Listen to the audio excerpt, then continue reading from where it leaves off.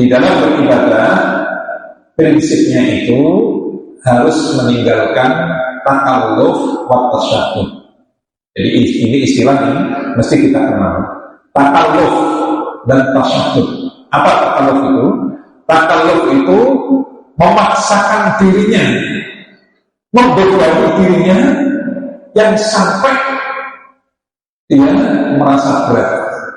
Atau tasyahud, memberat-beratkan dirinya, menyangatkan di dalam ibadah sampai kemudian memberatkan dirinya.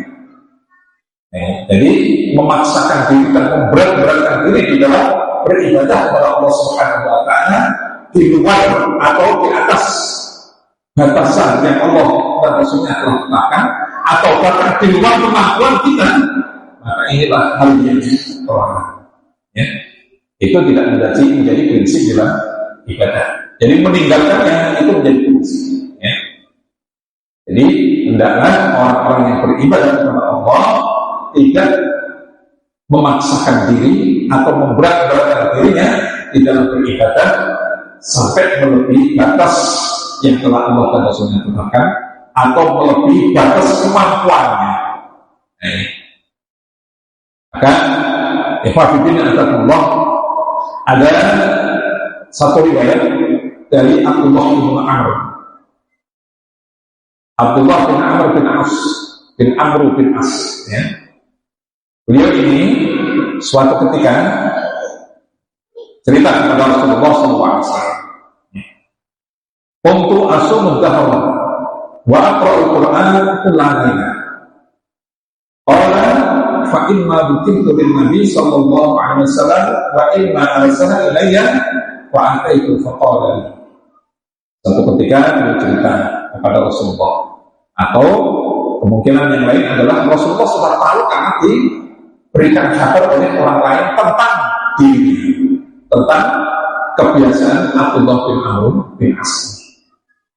Beliau cerita, Asumudah wa aqra'ul Qur'an lainnya, ya Rasulullah, saya yang mempunyai amalan. Apa amalannya? Asumudah, saya ini terbiasa puasa sepanjang masa. Jadi sholat dari itu supaya terus-terusan, ya. Tiap tahun, setiap hari puasa, bukan siang malam tidak. Tapi puasa setiap hari kamu sampai 1 tahun mungkin, ya. Itu sholat. Itu di antara amalan Abdullah bin Amr bin As.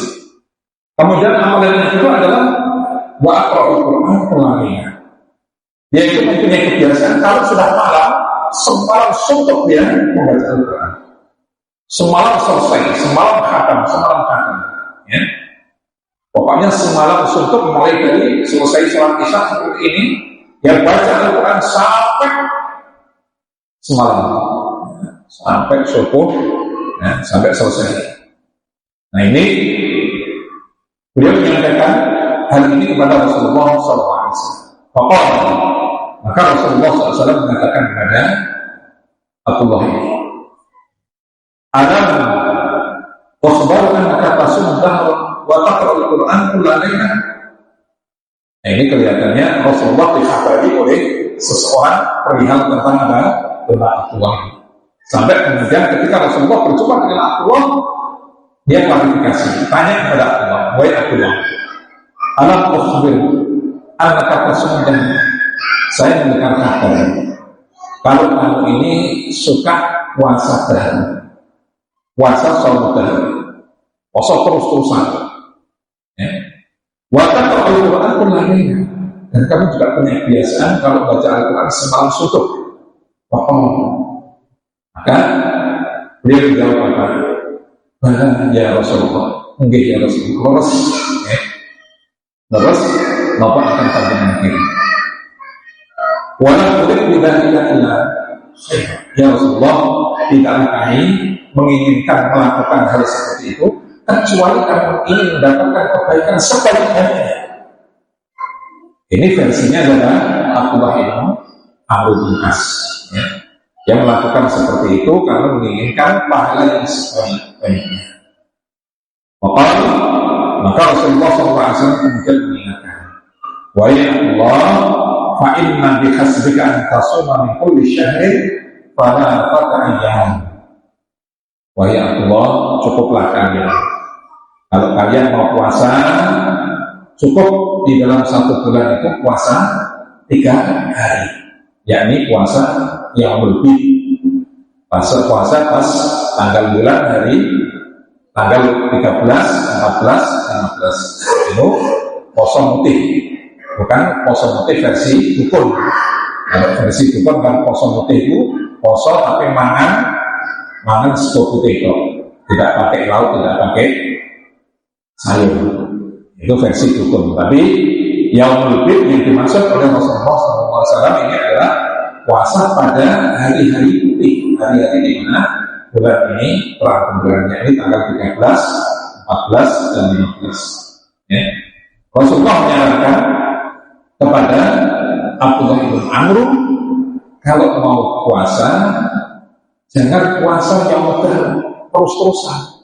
Cukup kalian itu puasa 3 hari dalam setiap bulan, itu sama nilainya dengan puasa 1 bulan mukut. 1 hari pahalanya sama dengan 10 hari puasa.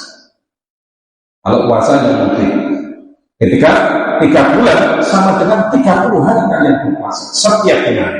Kalau bulan besok nanti kalian berpuasa 3 bulan sama dengan 1 bulan kalian puasa 3 hari. Besok lagi puasa sama dengan 3 bulan, sama dengan 1 bulan ketika kalian puasa 3 hari.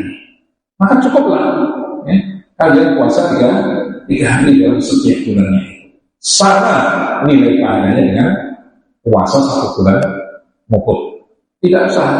Karena di dalam hari-hari itu kadang-kadang ada hari-hari yang dimana kita ini haram untuk berpuasa. Kalau kemudian ada orang yang mereka itu puasa dahulu sepanjang masa tidak pernah pulang, maka ini banyak melanggar keharaman. Contoh misalkan ketika Idul Fitri haram kita berpuasa, atau ketika Yaum Tasyrik tidak boleh kita berpuasa. Nah ini termasuk hari-hari yang dimana dalam setahun itu tidak boleh kita ini berpuasa terus-menerus, ya, terus-menerus. Maka Rasulullah menyarankan untuk berpuasa setiap bulan 3 hari. Itu pahalanya sama dengan puasa 1 bulan. Besok 1 bulan lagi berpuasa 3 hari, pahalanya sama dengan 1 bulan, dan demikian juga seterusnya.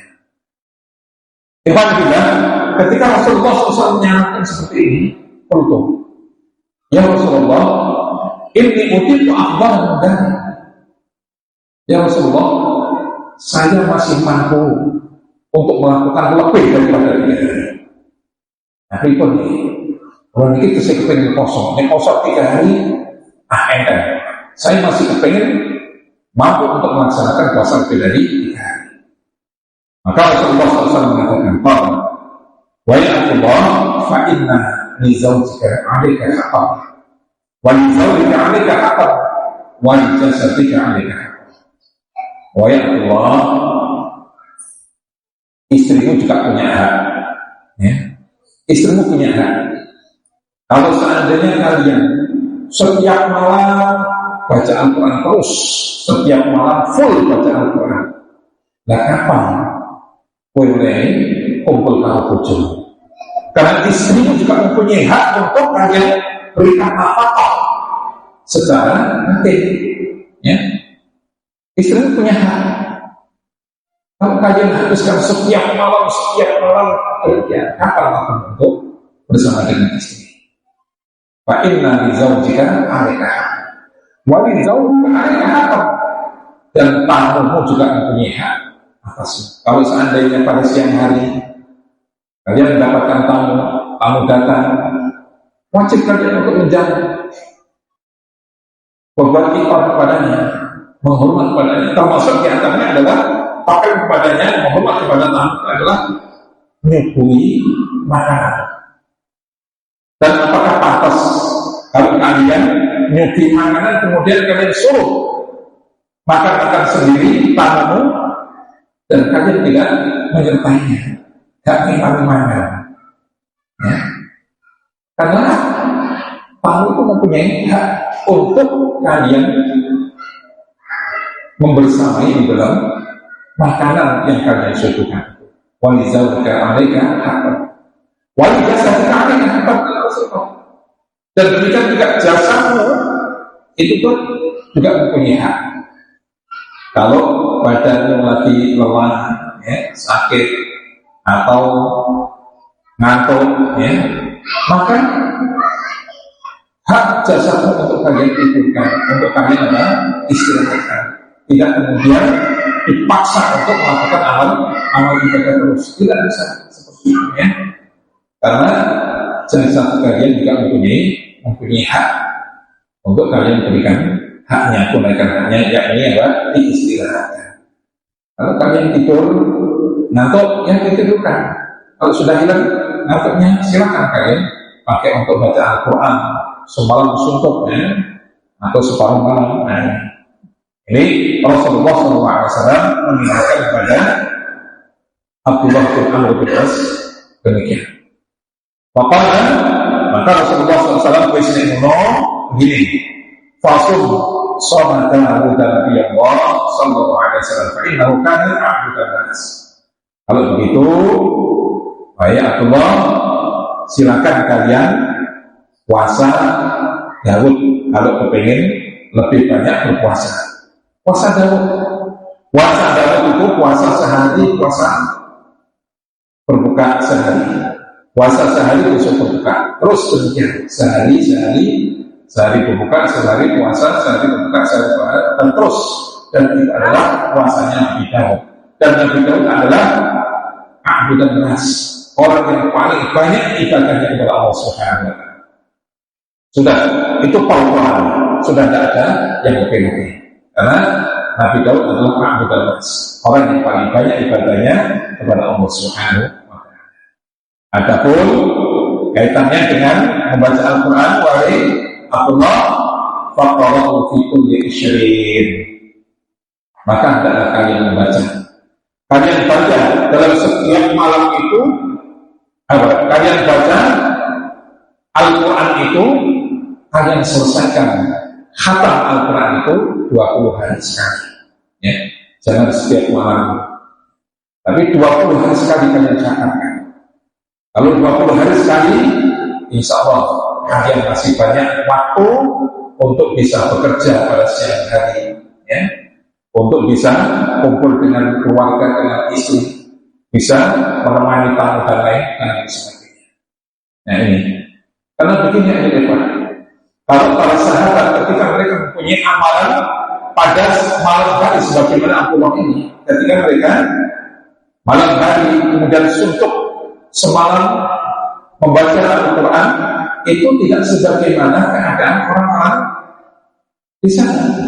Kalau malam dia begadang, lalu kemudian siangnya dia tidur semalam sehari suntuknya. Tapi tidaklah demikian keadaan para sahabat dan demikian sahabat, tidak demikian. Mereka hidup secara normal. Kalau malam dia beribadah kepada Allah, dia siang tetap melakukan kegiatan aktivitas sebagaimana biasanya, ya. Tidak kemudian tidur, ya, baru sebentar karena sudah tidur bangun semalam, tidak begitu. Tapi mereka selalu menjaga kenormalan di dalam aktivitas. Nah, maka Rasulullah SAW memerintahkan faqra'u fi kulli isyrin, hatamkan kalian baca Al-Quran itu 20 hari. Maka ya Rasulullah, utiku afdal minka.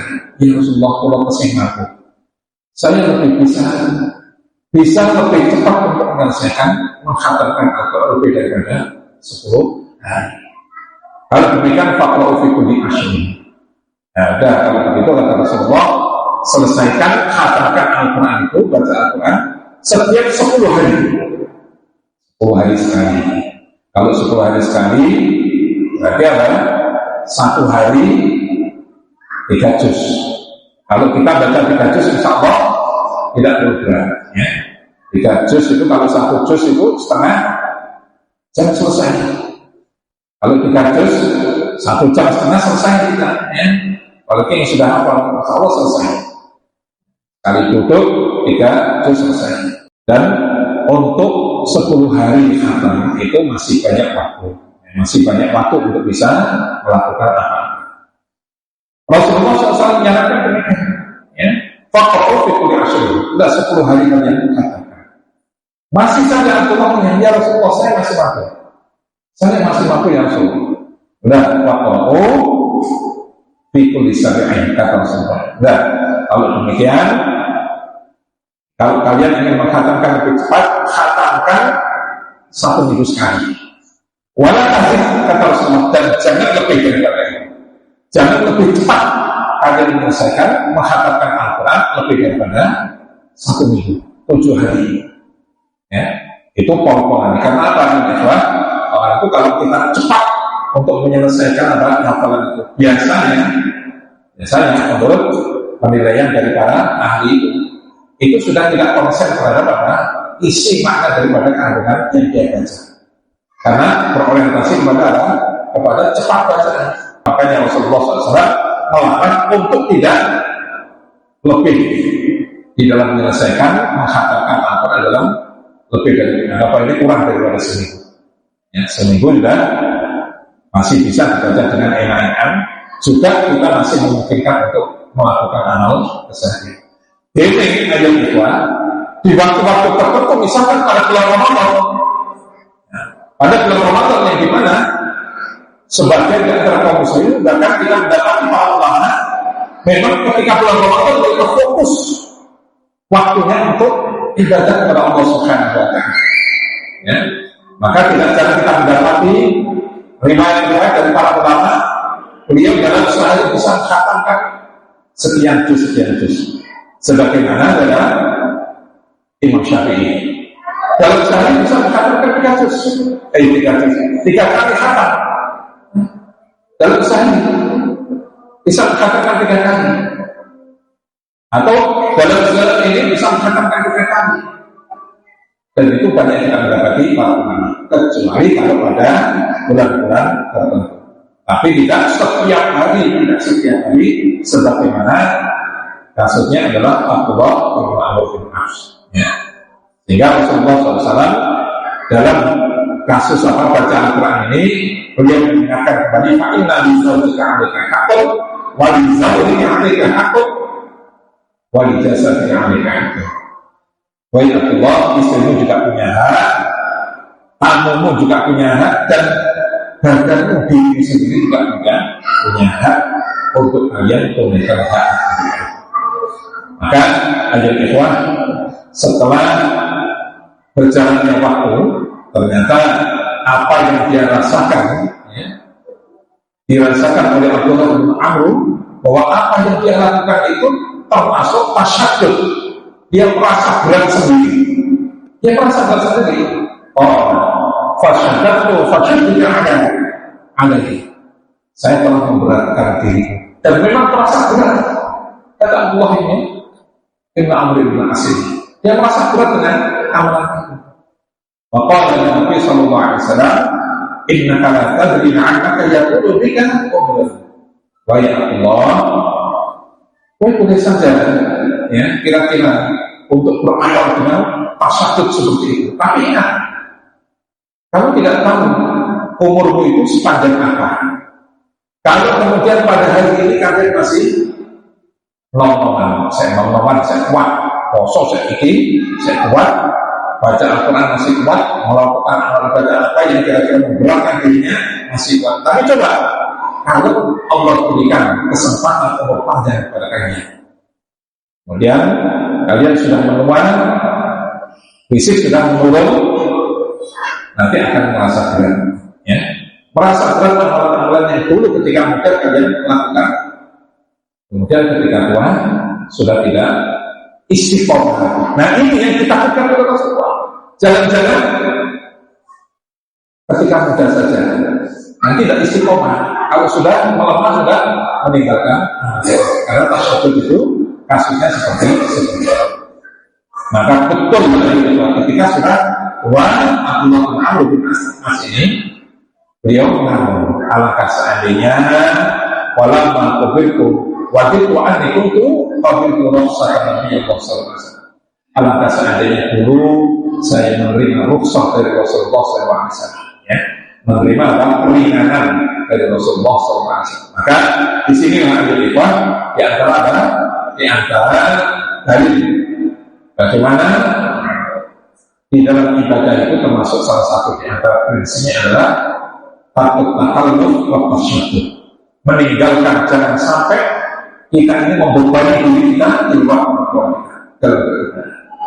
Makanya dalam ibadah apa saja Allah Subhanahu wa ta'ala selalu, ya, banyak kita mendapati firman Allah, fattaqullaha mastata'tum.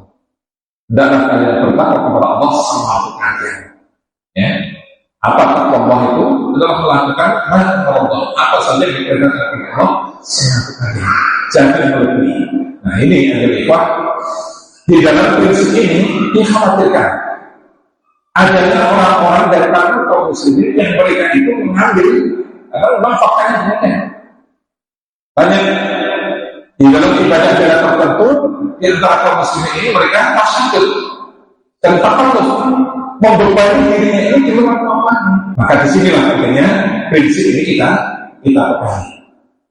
Apa yang ditunjukkan oleh Rasulullah itulah bahwa itu, ya, dan sedang kalian dibilang beribadah.